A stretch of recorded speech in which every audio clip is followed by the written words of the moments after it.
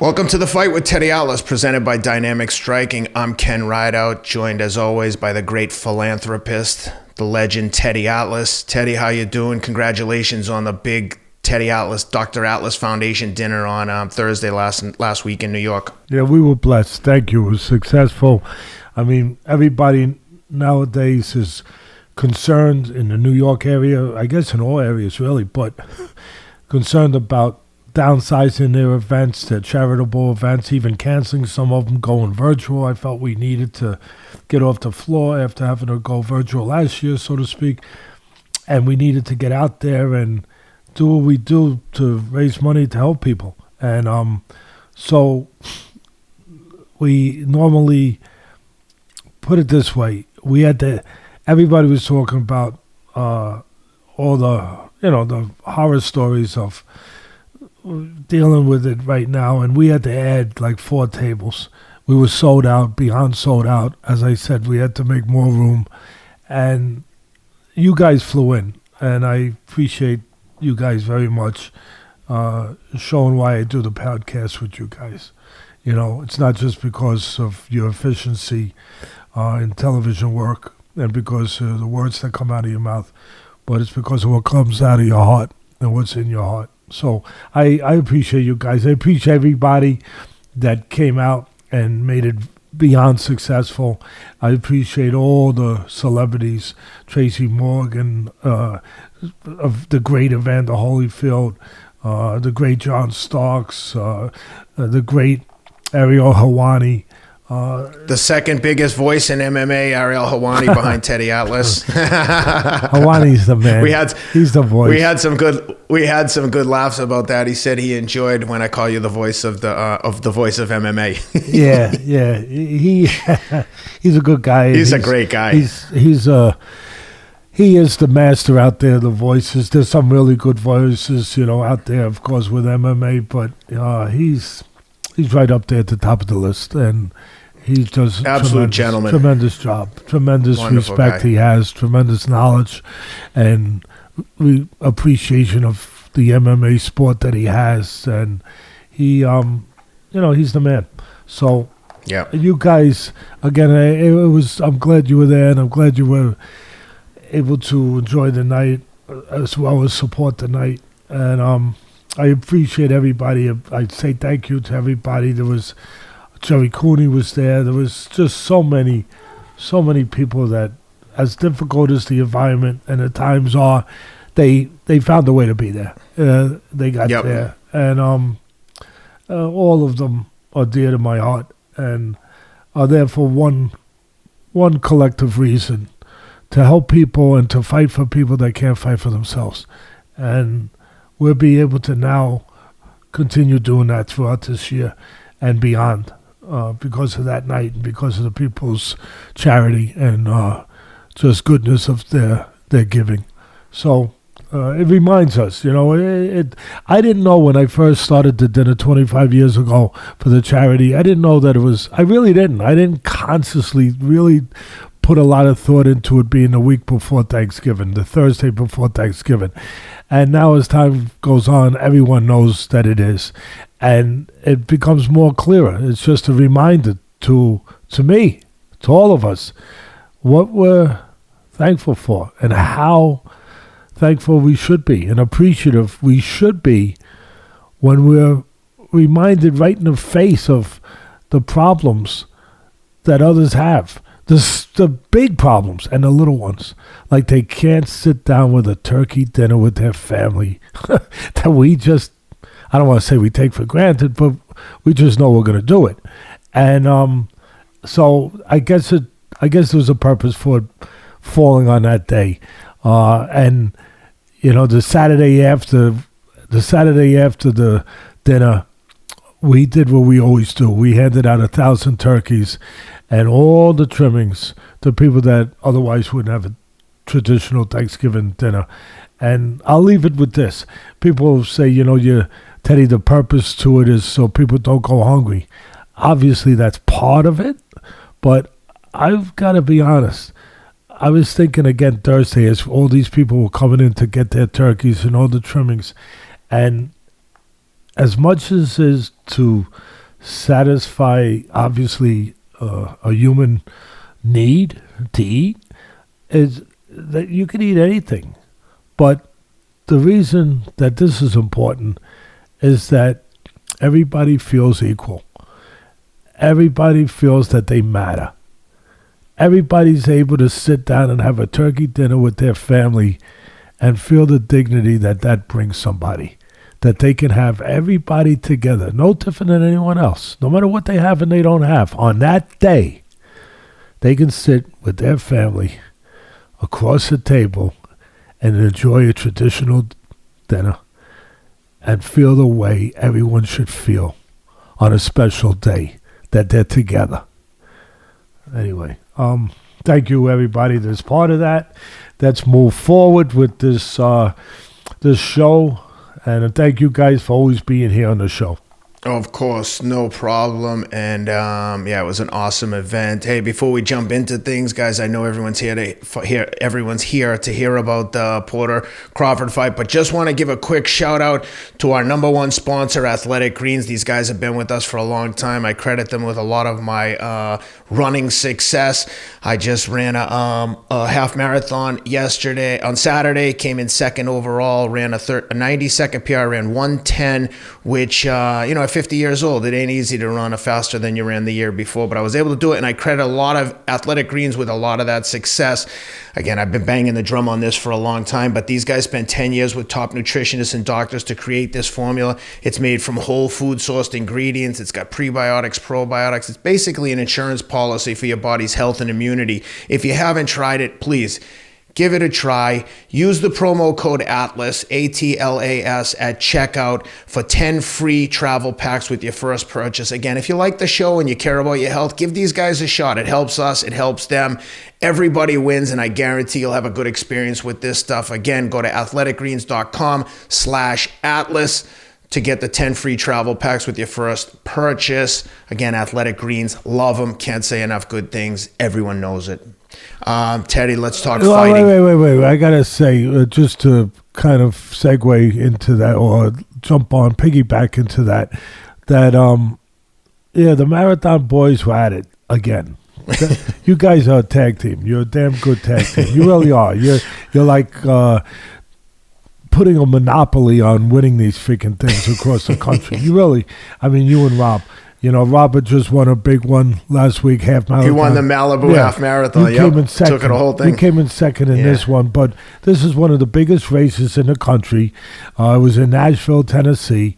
There's like 15,000, correct me if I'm wrong in any spot here, there's like 15,000 runners of the elite runners that are in this thing, and you came in second, and I'm sure that you're probably checking videotape to see if everything was correct, because how on earth could somebody beat you, even if they're young, even if they're younger? But that's a tremendous feat. You guys just keep pumping them out. Really, it's pretty crazy. It's pretty crazy, and everyone is knowing about it. Everybody is starting to know about it. Remember, with Ariel, I went over to Ariel the other night, and we're talking, obviously, about the podcast. We're talking about, just the MMA world and all that stuff, and boxing mingled in. And all of a sudden you come up. He goes, that Ken's a monster.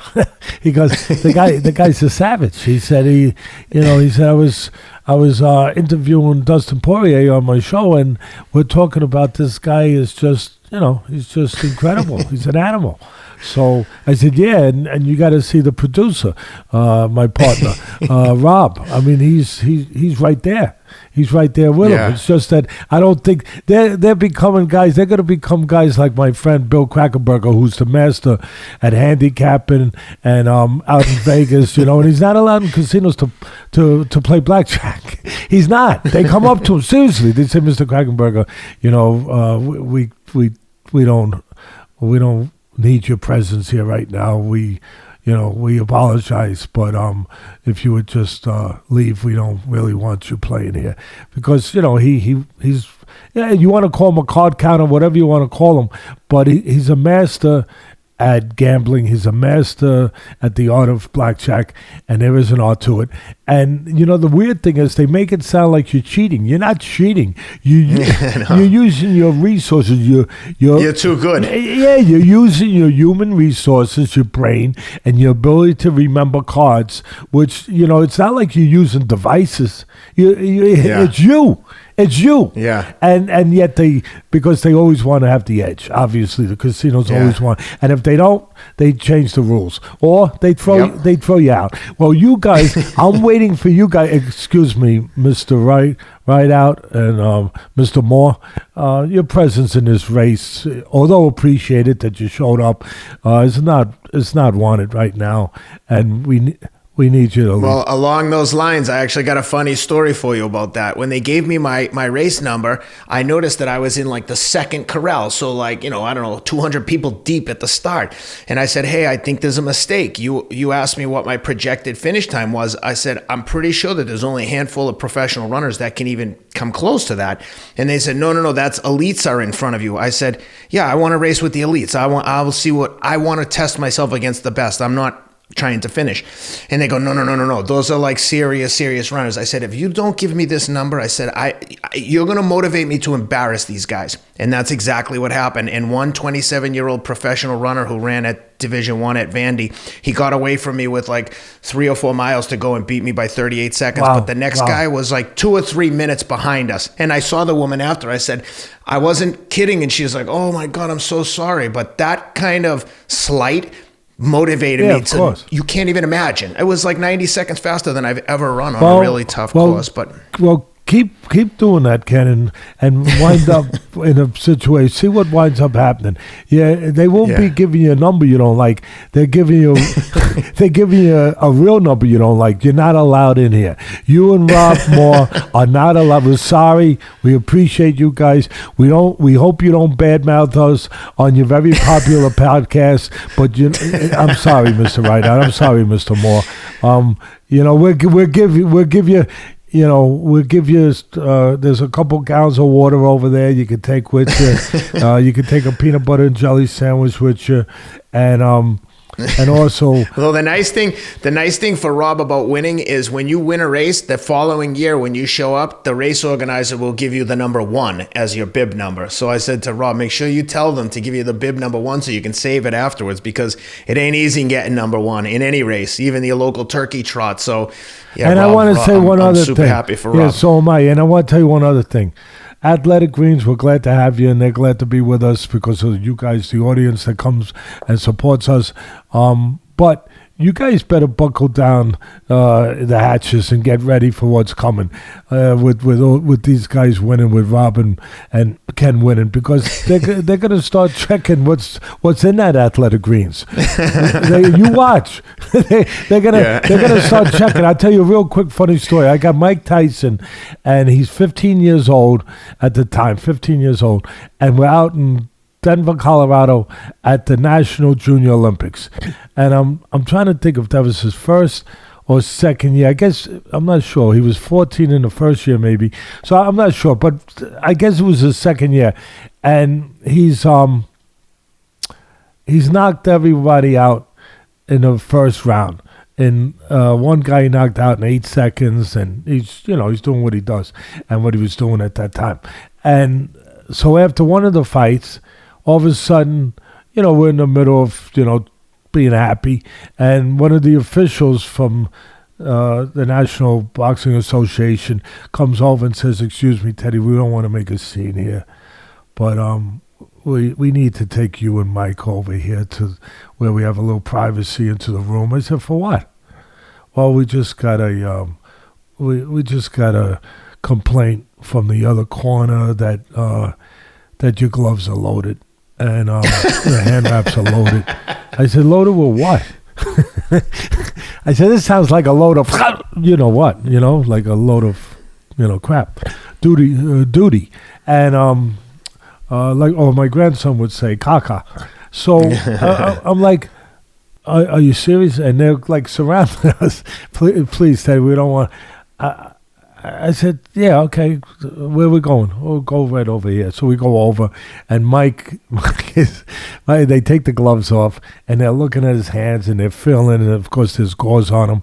And he said, well, I can't see anything in here.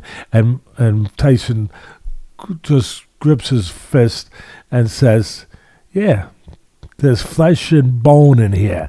And I just put it through that guy's head. Yeah, I'm like, well, there, you guys satisfied now? Yeah, it's like, we good here, fellas? We good. And they're looking at him, this 15-year-old kid, who's like 210 pounds now of muscle, and he's got his fist, and he goes, there's just flesh and bone that I just put through him. And they're looking, yeah, we're done. We'll see you later. Have a good day. Sorry to bother you. Almost, of course he wouldn't say that, but almost like the insinuation would be, and in a minute, I'll show you how they feel too. This flesh and bone. I mean, they couldn't get out of there quick enough, but that's what people are going to be doing. You watch these race officials. We got to check this Athletic Green stuff, and just make sure that it's on. It meets all of our on the up and up, all of our proper standards. So anyway, we had a very interesting fight. Go ahead, let's go. Well, I was going to say, speaking of flesh and bones, Terence Crawford's glove had a lot of flesh and bones in him. And as you would always say, one of the best finishers in the sport. And my God, did he finish the show. Very competitive fight through the first 9 rounds. But once the tide shifted, not only did the audience see it, but obviously Shawn Porter's dad saw what was coming too, probably saw the inevitable. But before we even talk about that, just want to give a shout out to Shawn Porter for a hell of a career. He's been in there with everyone. Everyone knows, including arguably the best pound-for-pound fighter in the world, Terence Crawford, that when they're in with Porter, they're in a real fight. He brings it every time. He never, ever disappoints. He's been a gentleman of the sport. He's an excellent commentator. Congratulations to Shawn Porter. What do you think, Teddy, on the retirement announcement? Well, something's going on between him and his father. Yeah, definitely. I mean, you're asking a direct question. I'm giving you a direct, succinct answer. I don't know if it would have been planned. Those things aren't planned. A lot of times, they're just spontaneous. Sometimes they are planned. But there's an X factor there. It's his father. We don't know what it is. It's speculation, of course, to talk about it on our part. But you saw it. It wasn't what you would expect after the fight where, in the middle of the interview, the post-fight interview, the father says, he didn't, basically said and implied, where even if he didn't directly say it, that he didn't listen. He said that sometimes fighters get basically too big for their britches. They don't listen, and this is what happens when you don't listen. And so he's implying that he wasn't prepared, that he did something wrong. He didn't listen to the father. It was a difficult thing to hear. I'll be honest with you. We say things that other people they leave alone because they want to keep a relationship, whatever. But we don't. We feel that we're the CAT scan of podcasts. The MRI of podcasts, where we're going to examine everything for you, for the fans. That's you come here to hear. We're going to make sure you hear what you need to hear, and we cover what we need to cover completely. So, I don't know. It was, for me, as a trainer, as a father, I think a lot of people out there, grandfather, it was difficult because it is a dangerous sport. We all know that. Difficult sport like MMA. And to go through all that, and I know it's his father, and he's got obviously, he has the right to say certain things that other people don't. And he's done a good job. But when he says that, it makes you, like you couldn't say that in the locker room privately. It just makes you wonder what's going on. What's going on in that relationship? What really happened in camp? What's behind the curtain, so to speak. And then after you hear that, minutes later you hear, oh, Shawn Porter just retired. 10 minutes later. So in the official post-fight, press conference. So I don't know.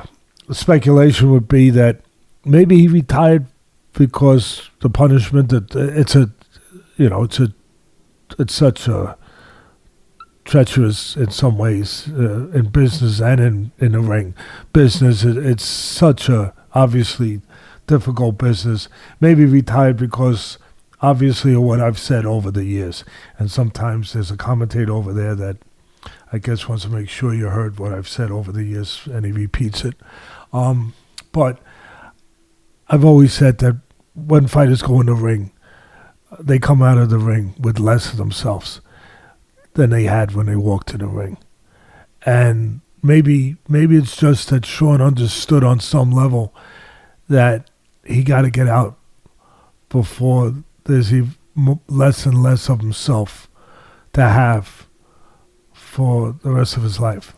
I would say, too, I would add, Teddy, that Shawn does have a very good broadcasting career. I think, if I'm not wrong, did he do some of the Olympics this year?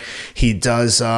He's on, is it Showtime or PBC? He does one of them, Showtime, PBC, I don't know. But he does a great job when he is commentating. I never keep up with which network has who. But so maybe in his mind, he has got a career outside of boxing. And like you said, he's taken a lot of punishment over the years, relatively speaking. And, maybe he realized I'm in there with the best. If I can't be the best and I can't beat this guy, maybe that's the end of the road. No, that's very possible. But then if we're to do our job here and stretch it as far as we can stretch this thing and examine this thing as far as we can examine the possibilities of this thing, again, it's all speculation. Yeah, maybe, like I said, he realizes that, you are less when you get out of that ring, and he doesn't want to lose any more in that dimension, in that area of himself. And it's time to go to the broadcast, and it's time to, as they say, stop and smell the flowers and enjoy all the money he's made. And he's made good money, real good money, because of Al Heyman. Enjoy it because of himself. Enjoy that and have the ability to enjoy it while you can still enjoy it. Or maybe it was something connected with the dad where maybe, who knows, maybe the dad said, you know what, you're not going to listen to me, you should retire. And he said, and maybe right? Well, how many times have we all kind of did things in spite of ourselves because we were angry at the moment? Right? Every day. Every day. Because we're angry, and we're angry at our father who loves us, who looks out for us more than anyone. But we're angry. And we're, you want me to retire? Yeah, I retire. And then next thing you know, his father's listening to him say, I retire. So we don't know. Yeah. All we know is that, and we don't know if he'll come back, because we've seen that in this game where guys retire and then all of a sudden, next thing you know, they're not retired.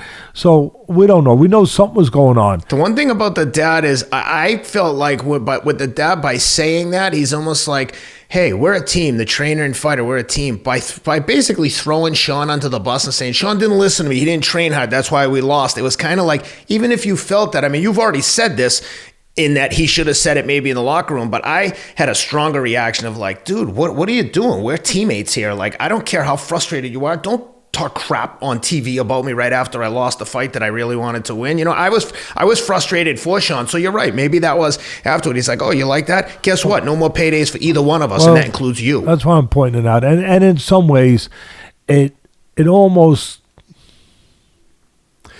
came across like the father was saying, I always feel we win as a team, we lose as a team. We win together, we lose together. All right. We all have our responsibilities. But it was almost as though he was detaching himself from that and saying, it's just, it's not on me, it's on you. It's got nothing to do with me not doing what I had to do. It was just with you.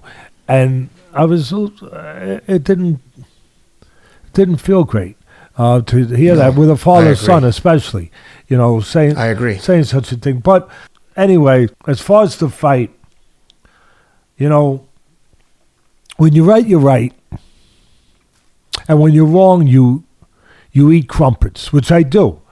I have no problem. I eat them plain. I eat them with butter. I eat them with preserves, and I do. This time, we got it right. And we got it right. Well, I want to give you credit there because in the setup to the fight, what I was going to say is you basically described not only how it would go down, but you described even the way that Crawford would set traps, punch inside of Porter's wide punches, catch him coming, catch him going. I mean, if you had said, I saw there was Rob put out an awesome tweet that showed exactly what you described and exactly what happened in the fight, almost like you could see the future. It was unbelievable. You deserve a lot of credit there. I know that most people don't want to give others credit 90% of the time, but it's important to note that not only did you say it's a little bit too much to lay 7-1 for me, but if I had to bet anything, I'd take that it's not. I'd bet that it's not going to go the distance. And Crawford by knockout, which was plus money 2-1. You told the listeners what to bet and exactly how it was going to happen, and it was literally verbatim of what you described. Caught him coming and going and punched inside his wide punches, and that's how the fight ended. So well done. Congratulations. I want to make sure that you get the recognition on that one because that was awesome. Unbelievable. I appreciate it, and I've been wrong, and I'll be wrong again. But this time we were right, and as you said, right in the analysis of how it would happen, right in the prediction of it, but also with, fortunately and luckily with the fight plan showing how it would happen and giving a little bit of a map to people that are inclined to bet out there, to gamble out there, and to go to Mike Bookie. You could have made a few extra shillings, as my brothers and sisters say over across the pond. You could have made a few extra bucks, a few extra quid for the Brits. A few extra quid for the Brits, and which I loved them. And you could have, if you would have taken Ken and Rob and parlayed it with the under, with Crawford, you would have had quite a nice payday, let me tell you. And and I was laughing because people were saying to me, "Did you have him?" Yeah, we listened to your podcast and we took Crawford, and I say to him, "Listen, I hope you went to my bookie because they're with us. I hope you went to my bookie to put in your wager." And as far as that, I was eye on him, and I point this out, Ken. I said, no, you got the money. I got this sweatshirt from my bookie. I got the sweatshirt. Oh, that's my favorite sweatshirt, money bag. Yeah. So, they sent the hat to you. So it's kind of like those old T-shirts when when you said my family went to Atlantic City.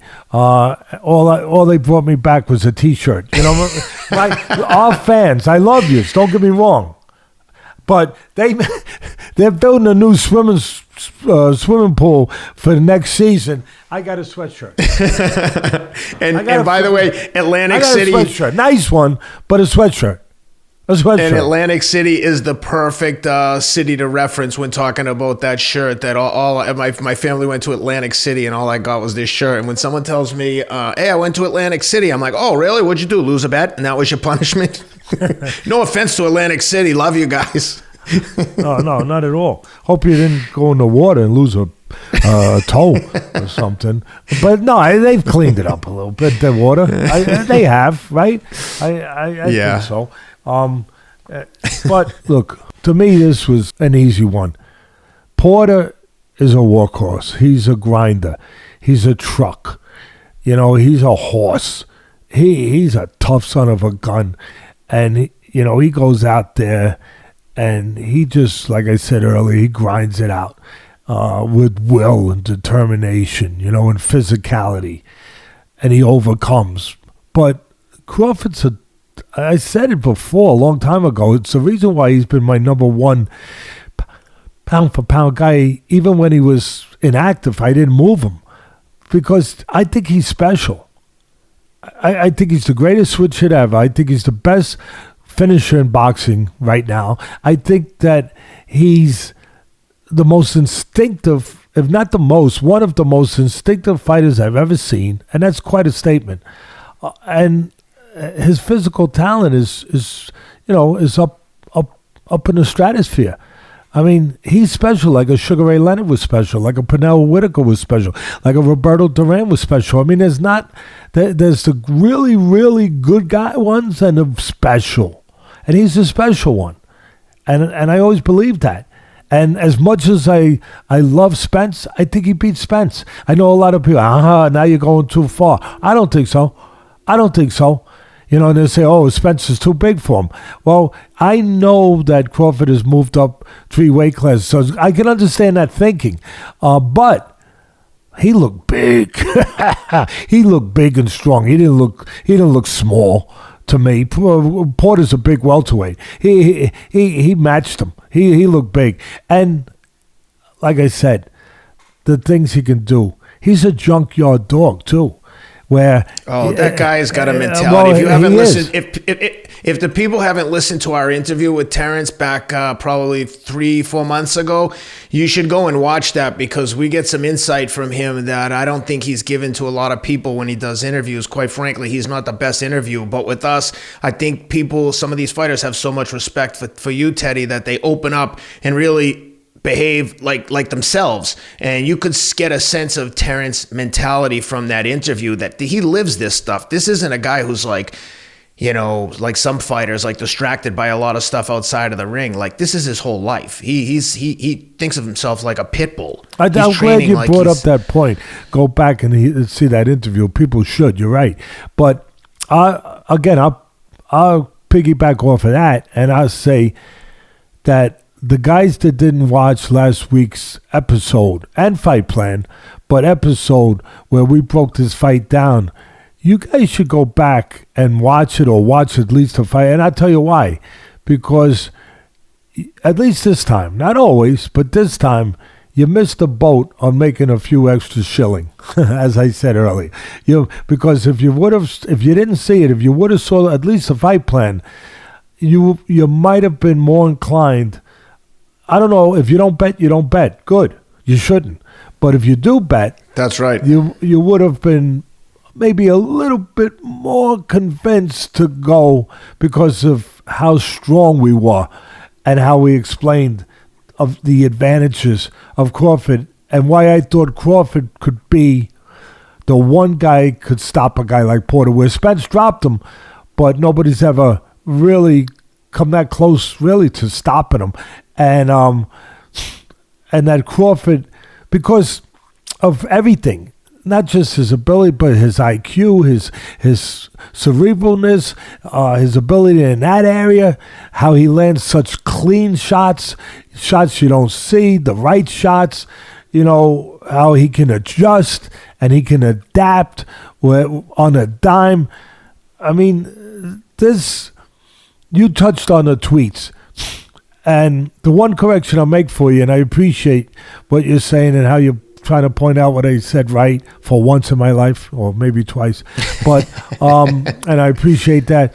But the coming and going, really what the coming and going was, that the fight came down to, very obvious to me, where Crawford was going to catch him coming, had a chance to catch him coming, and Porter actually had a chance to catch him going, because that was the chance that Porter had, where when Crawford went out, he could go with him, like we demonstrated on the fight plan. Really, to be honest, he could go with him and catch him going out, which he did in spots. So it was catch him. You either could catch him coming or catch him going.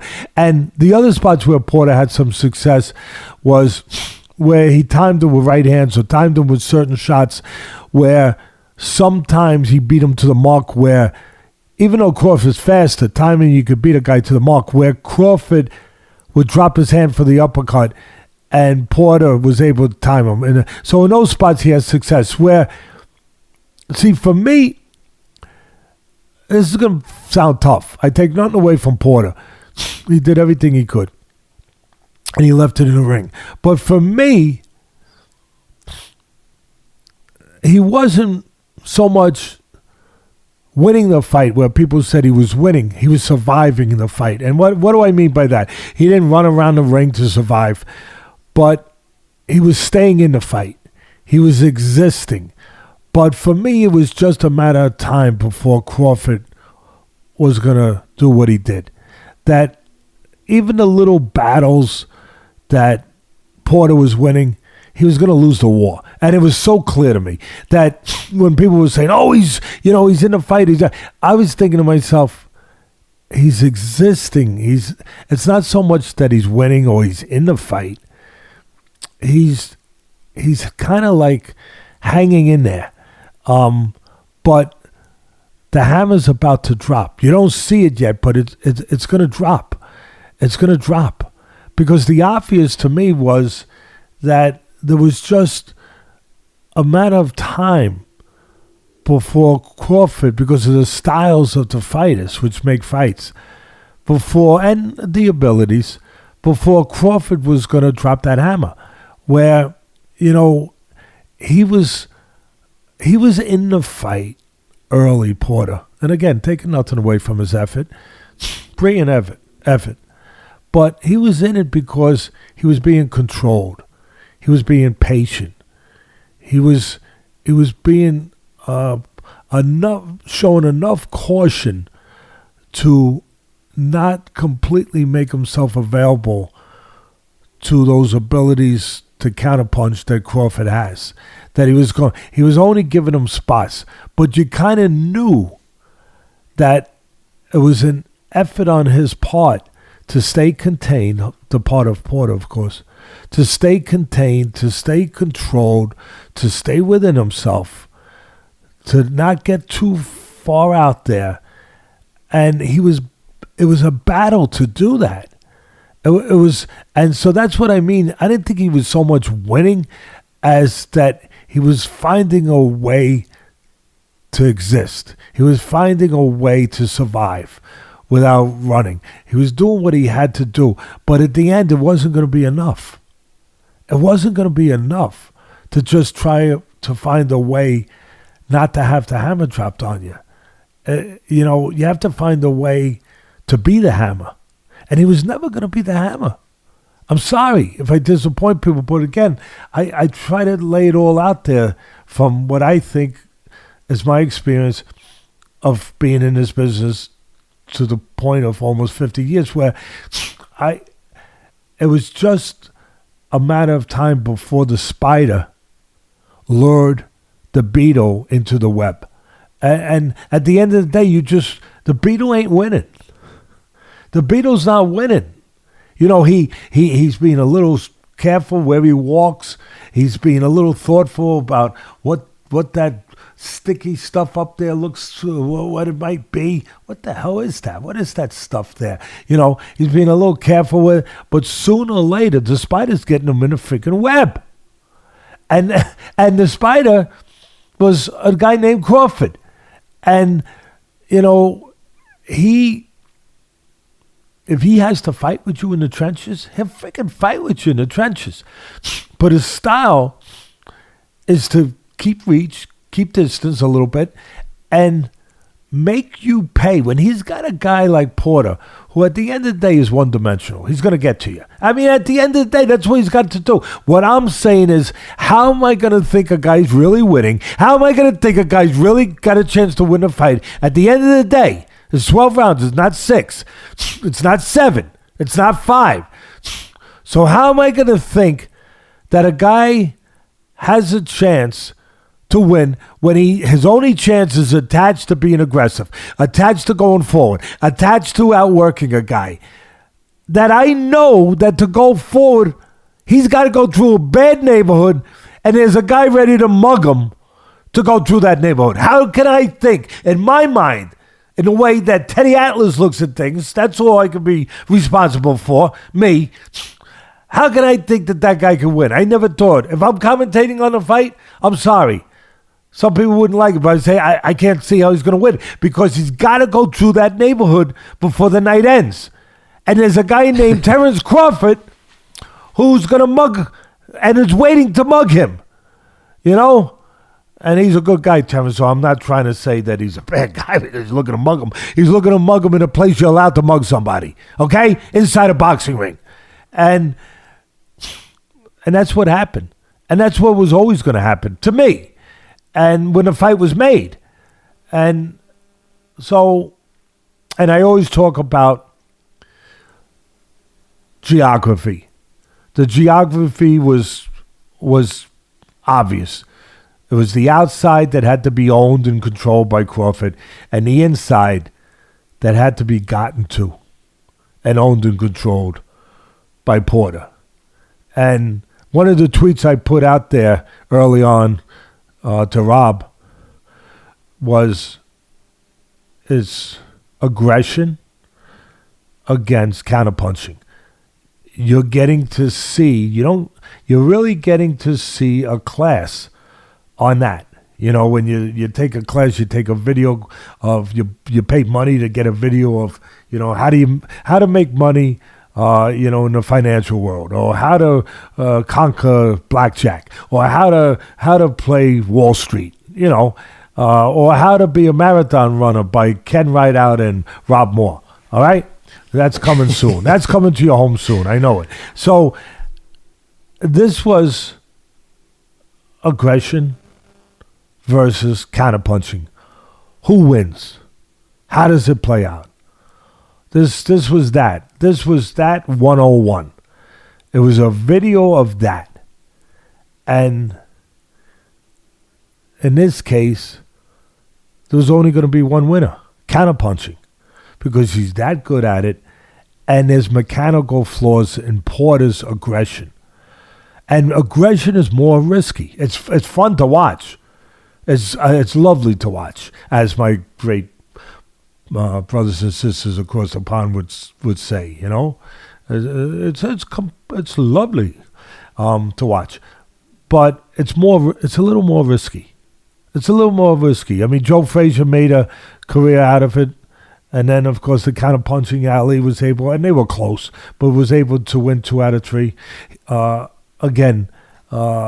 Joe Frazier made a living out of it, and then the great George Foreman was able to catch him coming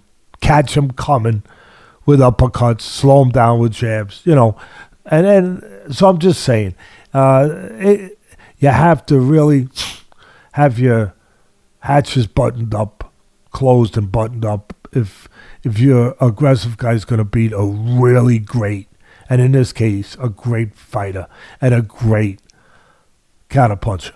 And on top of that, there was flaws, mechanical flaws in Shawn, not in his heart, not in his will, not in, you know, what he wanted to do, but in the way he did it.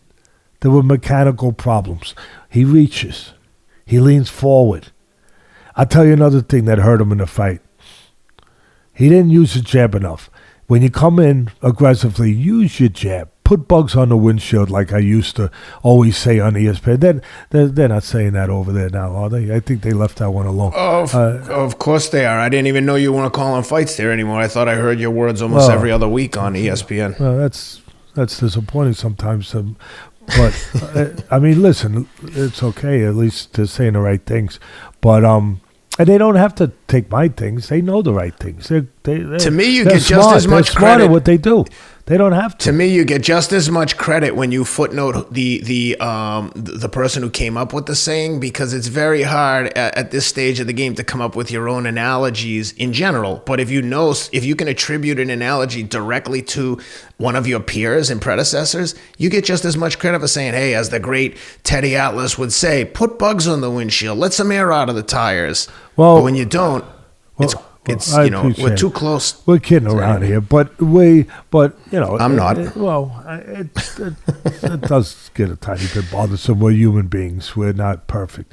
We get bothered sometimes by such things. But in the fight, one of the things besides leaning forward that hurt him and made him prone to leaning forward was when Porter didn't use the jab enough. Because when you press, if you at least press behind the jab, you keep the counterpuncher occupied. You keep him stymied. You keep his punches and his hands in his pockets, so to speak. You keep him from getting off so easily. You blind him a little. And he didn't use the jab enough. And then when you start leaning and leading with right hands and big punches, power punches, well, then you make yourself more available and cooperative to a counterpuncher, because now there's space to miss, and space to get counted. So those are some of the things for the analysis of this fight, the breakdown of this fight that took place. And then, of course, on the winning side of Crawford, it was, again, his IQ, his understanding of what he needed to be, that he didn't lose faith in the approach, in the plan. He stayed with it. Even if he lost a round here or there, he still stayed with it. He understood that sooner or later I'll get my way.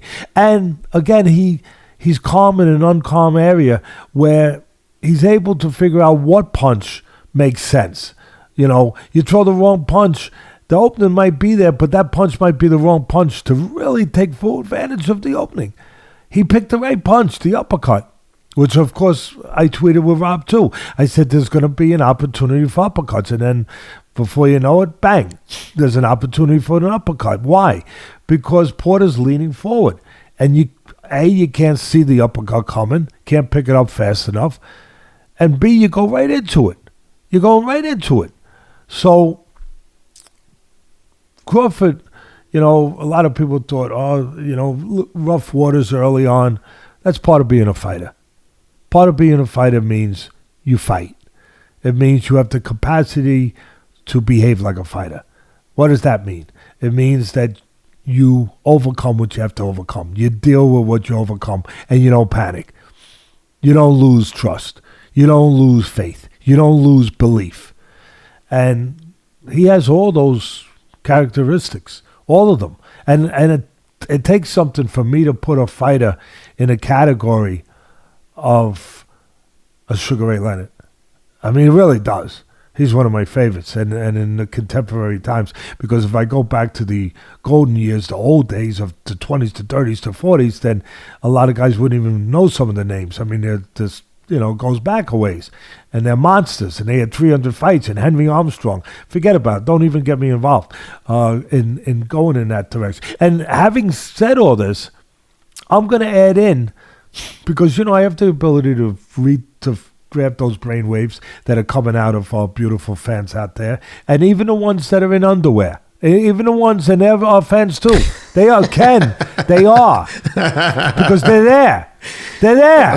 They might be in an underground bunker somewhere, but deep beneath the ground. But they're there. All right? And I don't want to know, as I've said a few times before, I don't want to know what they're wearing. I don't want to know. Or not wearing, whatever. But, I hear you. Some of you saying, but he beat a guy who has been beaten before. He didn't beat Spence. Yeah, well, they couldn't make the Spence fight yet. But, yeah, he beat a guy who I named him, I labeled him the gatekeeper of the welterweight division. Rightfully so, because he's a guy that tests you. If you're going to get up the road, if you're going to get across the bridge, if you're going to get past the gate, you get past Porter, now you're worthy. Now you're worthy to continue across that bridge. And I said it. He's a gatekeeper. He's not the top guy. He's lost to Thurman. Yeah, he's lost to Spence. I thought he lost a close decision to Garcia, and also to also I thought he lost to Ugas. Ugas, who just beat Pacquiao. I thought I thought he definitely lost that fight. Yeah, I thought he lost. I love Shawn, but I thought he lost that fight. No, I agree. But he's a gatekeeper. And so if they say, oh, but Teddy, you give him credit, well, who did he beat? He beat that guy. And I also say we reported this a week ago. I'll say it now. My sources tell me you just saw the last fight with Spence. I mean, with obviously Crawford. You just saw the last fight with him and Top Rank. and Bob Arum and company, that he's moving on. He's still going to contest something in his contract in a court of law, and he's leaving. Now, it doesn't sound like there's anything to contest because they interviewed. It was interesting. They interviewed Porter, and he was sitting there with Bob, and both of their chairs were facing a body language expert. Would have had a field day because they're both sitting facing head on, both complimentary towards each other. Or Bob was complimentary towards Shawn. Soon as Terence got off, Bob was sitting like this. His chair was blocking between him and Terence. I mean, if again a body language expert would have been like, "Oh my God, look, he's creating a barrier between him and Terence." And Terence said right on the stage, "Hey, I've had a deal with Bob. Bob could not make the Spence fight when we were under contract. Now that I'm not under contract, what makes you think he's going to be able to do it now?" So yeah, that's basically the end of the road. And Bob didn't say anything, which I'm surprised, because if it was someone maybe not as highly ranked on the pound for pound list, I'm pretty sure, like he did to Mike Coppinger, Bob would have ripped his head off and started cursing like a lunatic at him. But pick and choose your audience on who you want to light a fire, whose ass you want to light a fire under, and Terence Crawford ain't the one to be cursing at. Yeah, it's incredible. Not that incredible. It's business, right? It's business. Yep. But that ESPN tolerates some of the things they tolerate with that relationship and where it's gone, and the things that are publicly said to that obviously can tarnish the brand of Disney. Because at the end of the day, it's Disney, the home of Mother Goose and all those nice characters, Mickey Mouse, Minnie Mouse, those people that don't curse that much. But, well, at least they weren't cursing when I last checked on them. They weren't. But along those lines, Teddy, that's an interesting observation, because it would make you think, like, I wonder who has the leverage in that relationship, because Disney/ESPN has kicked reporters off the air for saying anything that doesn't align with some of their tend to be a little bit more liberal. But you have some guys that are running around cursing at reporters right to the, not just cursing in passing, and but like almost too, cursing like too. I'm going to stab you in the eye, like cursing in a way that you're trying to intimidate. And when you don't get any repercussions, it makes you think like, I wonder what's up with this relationship that they would tolerate that. So that's a whole nother conversation. And I'm sure someone like one of these great reporters will figure out what the dynamic is. And like Coppinger. Coppinger is one of those brave, exactly. Not just a good reporter, knows how to type out the proper words and obviously has the proper vocabulary to be in his business, but he also has the proper character and guts, to be what a reporter is meant to be. Along those lines, Teddy, not afraid. One thing I'll say about Coppinger is I've seen more than one time someone get super aggressive with him, where someone with a less of a professional temperament, it would have come to blows. Like, honestly, I've seen him getting shouted at where Mike maintained his dignity, didn't cower, but diffused the situation in a way that I don't think I would have been able to do. And I even said to him, like, how are you avoiding punching this guy in the face? And he was like, I got a job to do, and I can't let my emotions get in the way of my decision making. So credit to Mike Coppinger. I like the way he handles himself. He's aggressive, but he's not a bully. And I'm just echoing. Getting back. You're right. Getting back to what you were saying earlier, which was interesting. Your observation of after the fight when they had Porter sitting there with Arum, and Arum was comfortable with him, and then all of a sudden Crawford comes in and Arum's not so comfortable, and noticing all that. I'm just saying, of course, in a funny way, that if you're a lawyer and you're part of the jury picking team, you sure as hell wouldn't pick Arum as being part of your jury, because they look for things like that. That's what the jury experts look for. You hire a guy that you bring in just to be able to glimpse at the jury, look at their mannerisms, look at, as you said, their body language, and say yay or nay. Yep. You had a jury expert there, and of course, if Crawford was dealing with something in court, and you look at a guy like and Arum was a potential juror, you'd say nay. Definitely, he's definitely voting to convict. nay, But getting back, he did everything to live up, for me, to his status of pound for pound, he being Crawford. Yes, he gets a little undisciplined. I've thrown a lot of great accolades towards him.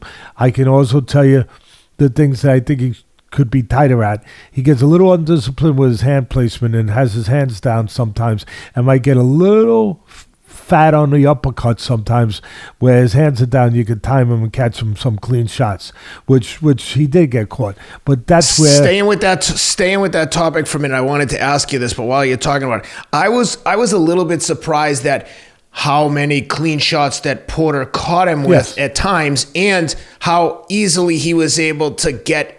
And he mentioned this in the pre-fight, that he was trying to get Terence to be emotional, and how Terence would get caught and react very emotionally and just engage in a firefight, which was really probably the only chance that Porter had to catch him, is in an undisciplined exchange of bombs, because anything can happen there. Were you surprised that he got hit the clean shots, and were you surprised at how easily he would throw away his game plan for a second and just engage in bomb throwing? I think my answer, the word would be, instead of surprised, concerned.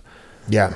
Concerned that that's one of the things that can, get him to beat him, because I think he's special. I've made that pretty clear for a long time now, for more than a couple of years. So I think that he's that special. So, but the one thing that does concern me, I'm not surprised, because that's a fighter in him. Sugar Ray Leonard would go and freaking fight you too. Yeah. Because like he did with Tommy Hearns when he had to in the first fight. So I'm not surprised. I know his temperament. I understand his psyche. I understand the junkyard dog in him. So I'm not surprised. I think in some ways that's what makes him where you like to watch him, and makes him entertaining, and makes him also special. 100%. And makes him special. That at the end of the day, when push comes to shove, with all the cerebralness, with all the talent, with all the technique, and his trainers, I got to give a shout to them. I've done it before, I'd do it again, as long as I think it's warranted. They're very good. They're very good. They do the good job in every area, just having him ready to be the best Terence Crawford he could be, and ready to be the best Terence Crawford against a specific opponent. In other words, they give him a good game plan. They have him completely prepared for what he's facing. But so I think that in some ways it becomes part of his greatness, that at the end of the day, with all the other things, your technique and doing that right, and cerebralness, everything I said, and speed, and he can fight on the outside, and he can get away with this, and he's got good enough legs that he can do this. And when it's all said and done, he will believe in himself, and if he feels he has to, he will just get down and dirty with you. He will just go to DEFCON 5. Yep. He will go to DEFCON 5 and just say, "Let's go, baby. It's war." Like Marvin Hagler. It's war. And not too many people have what Marvin Hagler had. And the greats that I'm talking about right now. So it concerns me that one of his flaws is, and we all have flaws, is that he will drop his hands, and he will load up with uppercuts. He will go straight back in spots where there's chances to catch him clean. But I'll finish that segment of it by saying that's where another great attribute comes in for the great fighters. They have great chins. He's got a great chin. And and you don't want it dependent, like Customato, my mentor, used to say. They asked him one time if a certain fighter had a great chin, and he said, "I believe so, but I'd really rather not find out. I'd really rather not find out, because at the end of the day, I don't want his chin getting tested too much,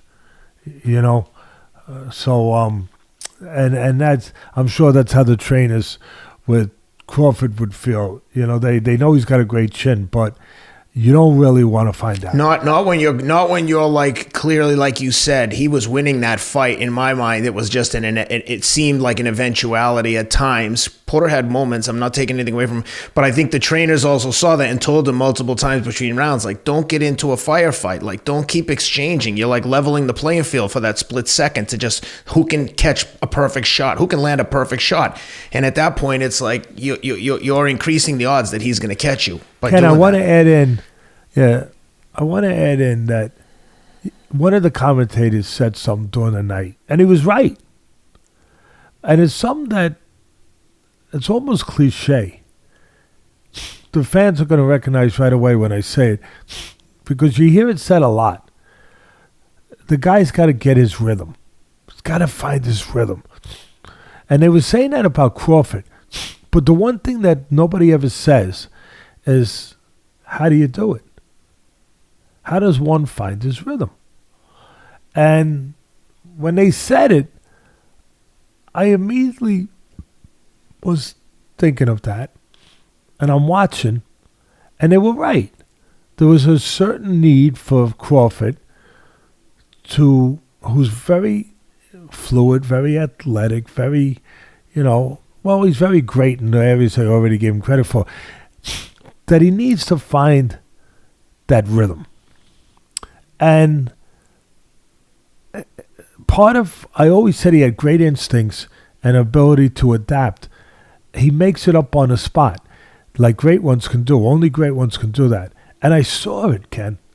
I saw it. For the fans out there, I want to bring it to your attention. You know how he found this rhythm?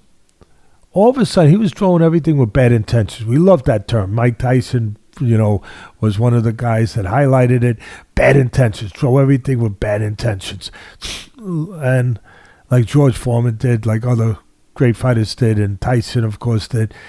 And he was throwing everything with bad intentions to knock the other guy out. And when you throw with bad intentions all the time, it's hard to get a rhythm. It's hard to get a smoothness, a fluidity to you. And again, the cerebralness, and nobody's ever touched on this, but all of a sudden, Ken, Crawford realized he needed to get his rhythm. And what did he do? He changed what he was doing. He started, it was just one spot in one round, Ken, where he started to throw lighter punches, almost like he was shadow boxing. Lighter punches just to touch the guy, but to get his rhythm. Just to touch, instead of wah, wah, wah. There's no rhythm to that. There's no cadence to that. But pop, pop, pop, pop, pop, pop, pop, pop, da da da da, da da da da. That's music. That's rhythm. And all of a sudden, he changed. He went from banging the drum to all of a sudden, just playing the piano. Da da da da, pop pop pop, do do, boop boop boop boop, and he started throwing lighter punches and combinations in rhythm. And then he went back later and translated into harder punches, and he still retained the rhythm. I said to myself, wow, that's brilliant.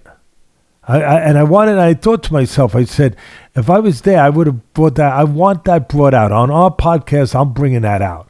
I want people to understand what separates, why I talk about greatness and people that are very, very, very good, where the separating points are. And that's one of them. That's one of them. That he was able to understand in a difficult place, in a scary place, in a dangerous freaking place. He was able to understand, I need to change my rhythm here. I need to find my rhythm. And I know how to find it. I'll just take something off my punches, get a smoothness to them, a relaxedness to them, and then I'll put the power back on them once I have that rhythm. And he did. That's for the people listening. I hope they appreciate that. I know the hardcore fans will, because that's the kind of analysis you just don't get elsewhere from the average boxing podcast or any kind of combat commentary. Is like, as you're saying that, I'm like, oh my God! Now that you say that, that's exactly what I was seeing, but I hadn't put all the pieces together when you were describing it. I think sometimes I thought of immediately Triple G. I feel like he's the type of guy that he's thrown in a rhythm and then he unloads with some bombs at the right time. He changes I feel like he does that well. And I'm sure that there's a number of other examples, but for whatever reason, it made me think of Triple G in a rhythm, and then the speed and cadence of the punches varies, and by changing that cadence up, it throws opponents off. But yeah, Terence, when he turned it on, it just seemed like he was like, okay, now it's go time. Let me step on the gas, almost like Canelo does later in rounds in fights on a regular basis. Yeah, exactly. And the last thing that I think we broke this down, we gave you the full Monty, if you will, of everything that happened in that ring, and more importantly, why it happened. I always thought my responsibility when I was doing commentary on a fight wasn't to tell you what happened. Unless, God forbid, you had eye problems, you kind of knew what happened. My job was to tell you what was going to happen, what was going to happen, and why. Not to do like a lot of these guys. The jab just landed. He's landing the jab at a 72.3% average. Okay. All right. I don't have a calculator in front of me, but I see that he's landed a freaking jab pretty well. I think I could figure that one out. Why is he landing it so well? Why is he? And what does the other guy have to do to stop that freaking jab from making his nose flat like Teddy Atlas's? What? I wasn't born. I like the opportunity to remind people I was not born with this nose. I had everyone used to say, Teddy, you had such a cute nose. Such a cute nose. Ken, the final part to this very, very interesting conversation. I hope the fans feel the same way. And we love you. Can't do it without you. And if you want us to keep, Ken usually has the burden of saying this, but if you want us to keep doing this, we appreciate the hell out of you. But if you want us to keep doing this, well, then you got to do what you got to do and keep subscribing, keep coming. Be our scouts. Be our guys out there that bring the army forward. I remember years ago when somebody, what was his name? Somebody that became pretty big in the media industry. I think his name was Howard Stern. I remember he used to yell out to his army, and say, "Get it out. You want me to say here? You like what I'm doing a little bit? Get out there. Be my army. Bring it forward. Bring it everywhere. Occupy territories." Well, I knew he called himself the king of all media, and I'm going to hereby dub Teddy king of all combat. If you want to hear from the king of all combat, and we'll make up some T-shirts, the combat army, help us spread the word. Tell your friends, share the links, leave comments. I know it seems repetitive and petty, but honestly, the only way we get to stick around and help offset some of the expenses of putting this show on is to have advertisers and sponsors, and those guys care about numbers. It's just a numbers game. So if you're watching and you're not a subscriber, please subscribe to YouTube, subscribe to the podcast link. The show's not over, but it's just worth saying, like, please, we appreciate you guys, like Teddy said, and it helps us get better. The more resources we have, the more things like a fight plan we can do. We would love to at some point do a live event, maybe in the days leading up to a big heavyweight UFC or heavyweight boxing match, and maybe have a live audience and do some Q&A. And I know that people write in questions all the time, but could be a good opportunity for us to connect with some of the fans. And having sponsors that support the show allows us to do and entertain those kind of events. We'd love to do it. So please keep subscribing. I mean, keep commenting, sharing the links, everything you do. We appreciate it. We know who the hardcore guys are, and we love you guys. Yeah, and I'll just put a little tiny cap on that. It's hard to do because Ken said everything that needed to be said. And it's appreciated. Be our soldiers. Everybody needs soldiers. The soldiers are the ones that get things done. Be our soldiers to the extent that you are already. Thank you. We love you. And the final part for me to sum up this fight is to go and what's next? See, that's the question to end this, not to leave you guys yet. What's next before you talk about what's next for Crawford, I just want to give a shout out to one of our new sponsors because I don't want people to leave without hearing this. Christmas is coming up. There's everyone's looking for gift ideas. If you're a boxing fan or you're interested in boxing and you were smart enough to get Teddy's videos on dynamicstriking.com, you can see Teddy teach all the mechanics and all the different punches available to a boxer. Please go check out Fight Camp. They're our new sponsor. They make basically an in-home boxing heavy bag that comes with streaming content that you can stream to your TV or your phone. It's a great gift for the whole family. If you haven't picked out a gift for Christmas, it's not very expensive. You get a subscription. You get thousands of classes. They're quick workouts. You could do anything from 20 minutes to probably 2 hours. They give you tons of real-time data. Like I said, it comes with a heavy bag. It comes with bag gloves. It's awesome. It's great for the whole family, like I said. And if you order now, you'll get a free pair of gloves. And if you've ever boxed or you're thinking about boxing, those gloves get old and sweaty and stink very quickly. That's one of the nice things about boxing is that you recognize when you walk into a gym that smell of boxing gloves and you're like, all right, it's combat time. But now's the best time to get Fight Camp. Take advantage of the holiday sale they have going on. If you purchase this thing before the end of November, you'll get an additional pair of gloves for free. Like I said, just go to Join Fight Camp. JoinFightCamp.com/Atlas ATLAS to get an additional pair of gloves with your purchase through November. Again, go to Fight Camp. JoinFightCamp.com/Atlas. JoinFightCamp.com/Atlas. Teddy, I know they just delivered you one. What are your initial thoughts? Well, it's an incredible product. It's impressive because they had a guy come here and set it up in my basement this morning while we were getting ready to do the podcast. And it's illustrative. You know, it's kind of like what I was talking about Crawford, you know, where he checks the box.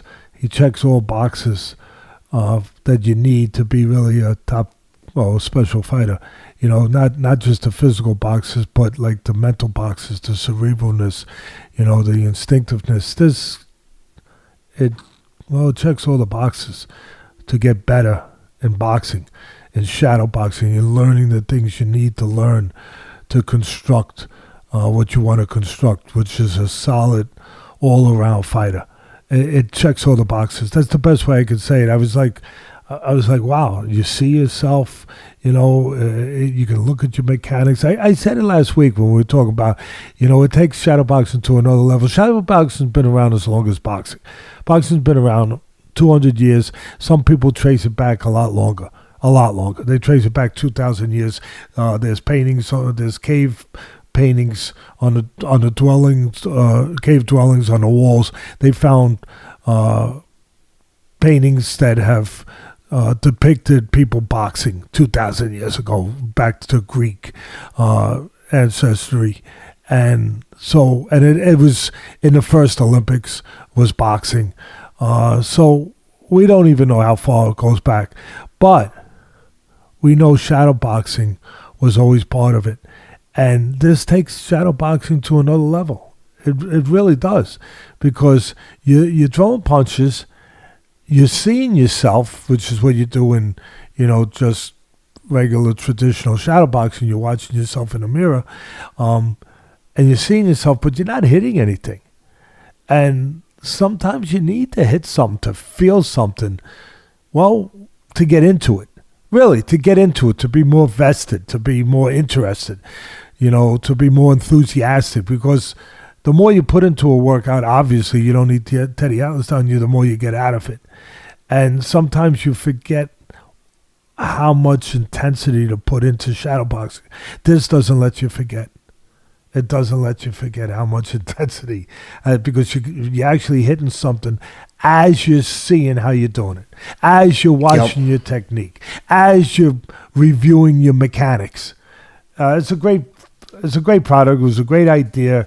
It was long past due for somebody to bring shadow boxing to that next level.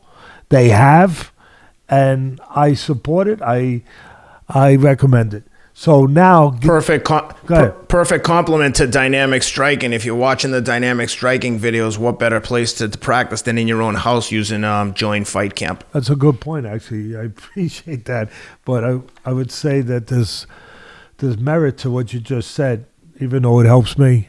But so it's hard to say things that, oh yeah, obviously you're saying it because you have a product called dynamic striking that shows the instructional, videos of how to do things in boxing. But if it's right, it's right, and I think that we do teach it right, and this is a product that can help you in that area.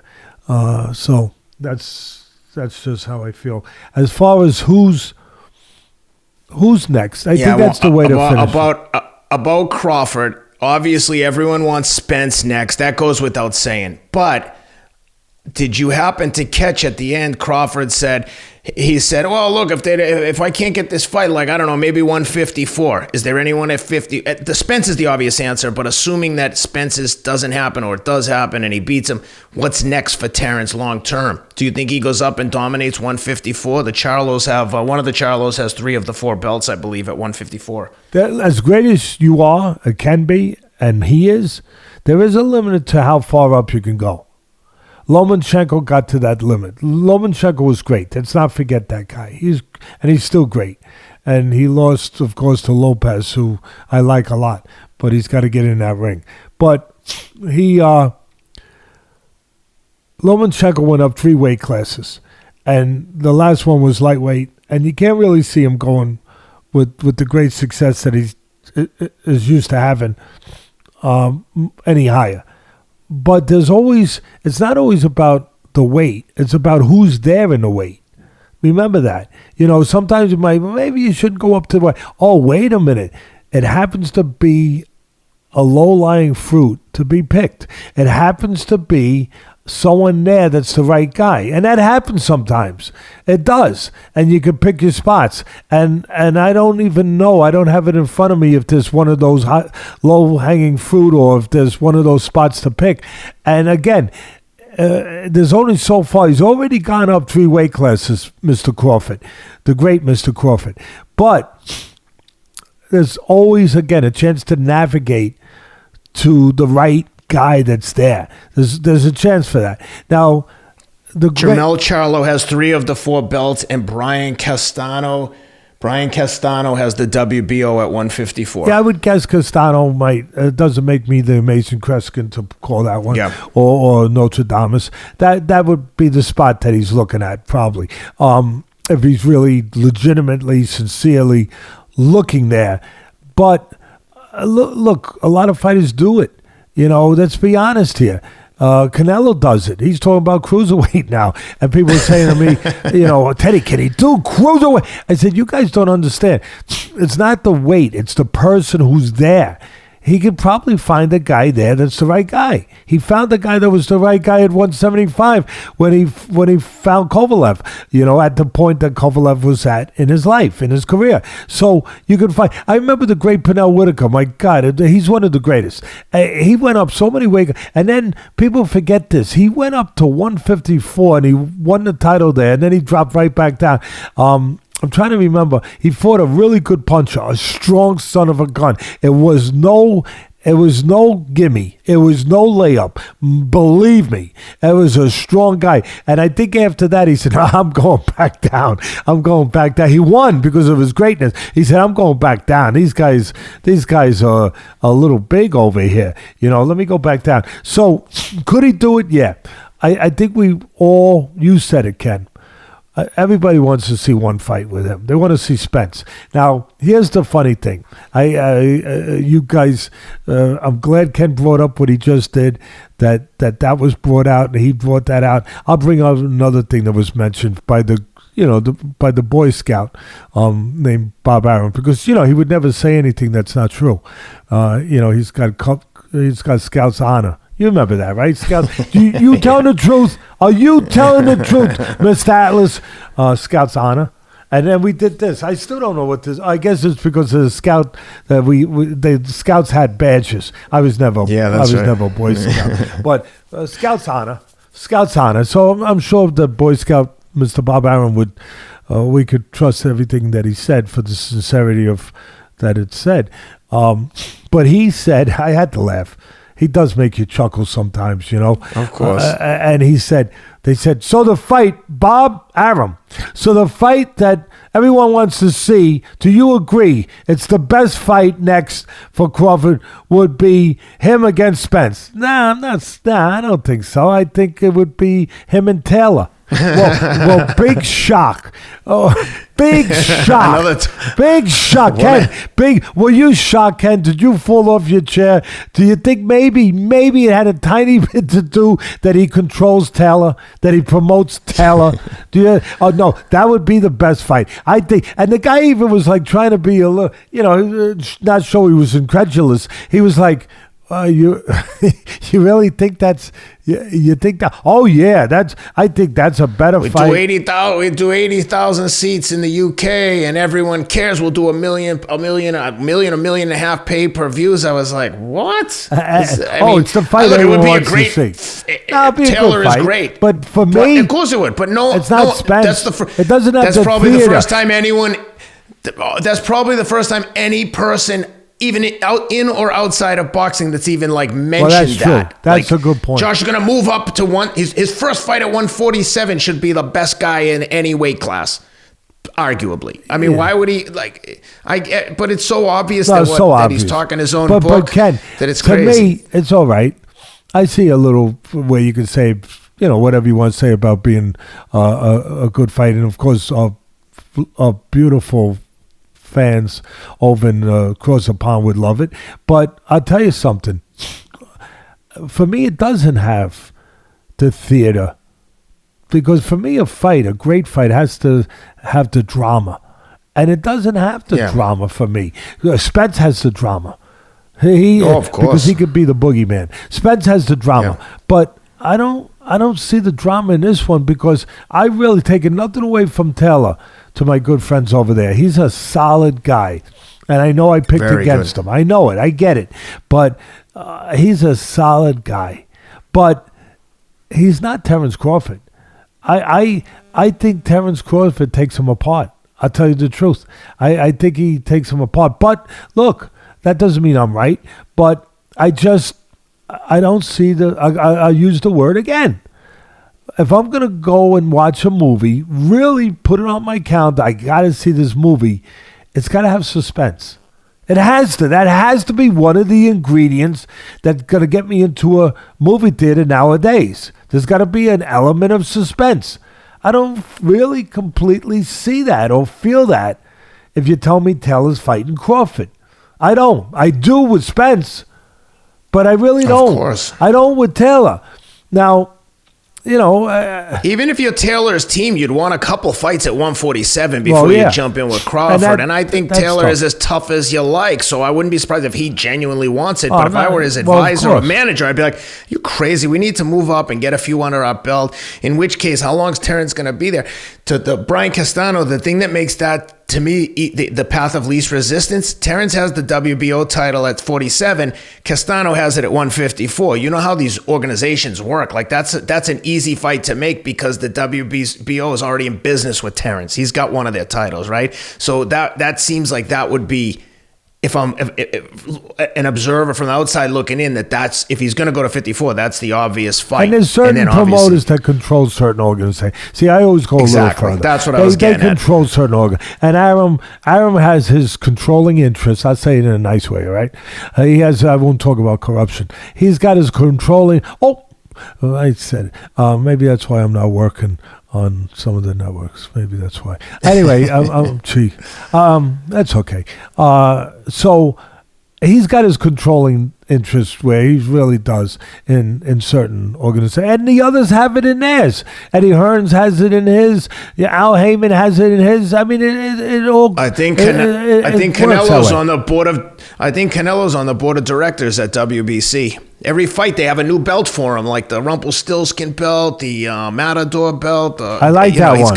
It's got nice. No, I like it. No, I like it, Ken. It's got a nice look to it. It really does. Yeah. And it's svelte.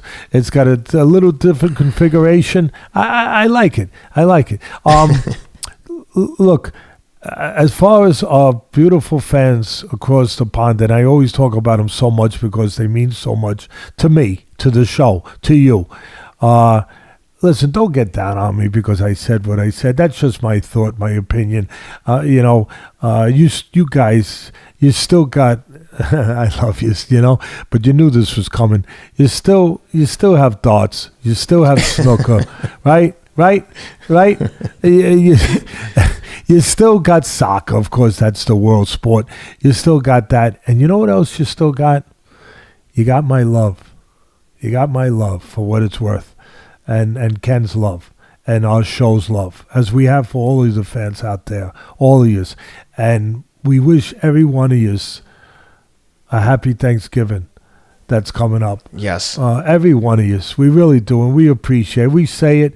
I don't know if we ever say it enough. I don't know if you can ever say it enough, but we really appreciate you guys, and we're wishing every one of you happiness on Thanksgiving and the opportunity to sit with your family, with your friends, and enjoy that day and think about what you're grateful for, because we always have something. Even if we have nothing in somebody's estimation of what something might be, you always have something. You have the love of somebody. You have the care from somebody. You always have something to be grateful for. And sometimes we have to concentrate on that something that we have rather than the things we might not have at that moment. We love you. Yes, well said. And remember that the best things in life are free. You don't need to have a lot of material stuff or money to go out and change someone else's life with a random act of kindness. And I will echo what Teddy said about the fans in that. When I get messages from you guys, like, honestly, like I tell my wife laughs all the time because I'm like, oh, I'm so emotional reading this. Listen to how kind this person is to me. They don't even know me. They don't know what a difference these things make. The nice comments, not so much. But I will say that some of the fans. Oh, they're not nice. You said nice, not nice. No. It means a lot, and we never take it for granted. I never read comments and think like I can't be bothered to reply. And so thank you to everyone. I hope you guys do have a great Thanksgiving, and we appreciate you, like Teddy said. And one of these days, I promise you, we're going to do a live event, and we're going to get to meet a lot of you guys, maybe either in Vegas or New York, and we'll do it up right and announce it well in advance. Oh, you know what I just found out? I just found out, Ken, that I meant to tell you and Rob, so now I don't have to send you a text and I don't have to send a phone call. We do things real time here. We do it from the cuff and from here, and we just do it. I just found out it looks like ESPN and the great Charlie Monahan, who does the directing for a lot of their boxing, their big fights on the road and stuff, and all the UFC stuff. He does an unbelievable job. It looks like they're going to have me going out there to cover our friend Poirier and Oliveira title fight on December 11th out in Vegas. That'll be a good one. Oh, that's going to be a great event. Oh, I can't wait. I'm so nervous though. There's a part of me that is I'm fighting myself. I'm so nervous where I'm like, oh my God, how many weeks left? I'm already like getting butterflies. Obviously Dustin Poirier is our friend, and I don't have to tell you, when you have a friend fighting, it's like, yeah, it's exciting, but hopefully he gets the win, and then you can really celebrate. You feel the wave of anxiety lifted from your shoulders. But yeah, That's going to be a good one. You know what I said to him? He super talked excited. about this on the great Ariel Helwani show. He said, Helwani brought up how he's friends with you and me and how he comes on the show and blah, blah, blah. And he's talking about it and he goes, I just got a text from Teddy the other day in training camp. And this was a while ago because the other day in real time now was a month ago, whatever it was. And he sent me a short and sweet text. And he sent to me, one more mountain to climb to ensure a view for a lifetime. Yep. And he said, that's just, that's what it is. Because the view for a lifetime is having a world title. And of course he's had an interim title. He's beaten the great, famous Conor McGregor twice, but now there's one thing left, to have a world title. And we're as much as we respect Oliveira, don't get us wrong, we do. We know. Yeah, of course. That's why we're nervous. Saying. We know how special that guy is, how dangerous that guy is, and to get the title that he's been after so long, Poirier. As we say, he's going to really have to earn it from this guy. We believe he will, but we also know that it won't be any easy one. No layups in the UFC, and it's not surprising to me that the team at the UFC, those guys are first class about everything. The way they treat us, I mean, even the head of PR there has invited me out to the Apex when I'm going to be out there for some of these smaller fights, which is, I'm forever grateful. But I'm not surprised that Dana and the team over there want you at the events. I don't know how much arm twisting it takes for them to get the powers that be over at ESPN to green light it, but I'm sure if it was up to the UFC, they'd have you there at every event, as they should, being the voice of MMA. But I get out there, the first thing I hear, you think it's either going to be boxing, right? Or, I mean, again, you don't have to be the Mason Kreskin. It's got to be either boxing or UFC MMA stuff I hear. Nope. Tell Ken good luck in the next marathon. And tell Rob. I said, okay. All right. That's funny. Yeah. Same thing happened to me at the New York Marathon. Every single cop at the start line, tell Teddy we said hello. Tell Teddy. I'm like, all right, guys, let me focus on this race. Oh, but that's refreshing. It honestly, it makes me feel slightly embarrassed and humbled to that anyone would even recognize me. It's never ever lost on me. Anytime someone takes the time to say hello to me, especially if they recognize me from the show, I'm just like, there's a part of me that starts to get choked up inside where I'm like, guys, I'm just like you. I'm just sharing. Teddy was just nice enough to let me share my thoughts with him on the podcast. And thank you again for allowing me to be your partner. And thanks to all the fans for all the love. It's never, ever lost on me, and we never take it for granted. And with that, Teddy, I'm going to tell you, Happy Thanksgiving. Happy Thanksgiving to everyone else, and we'll be back with you next week. God bless all you guys. Thank you. God bless all of you.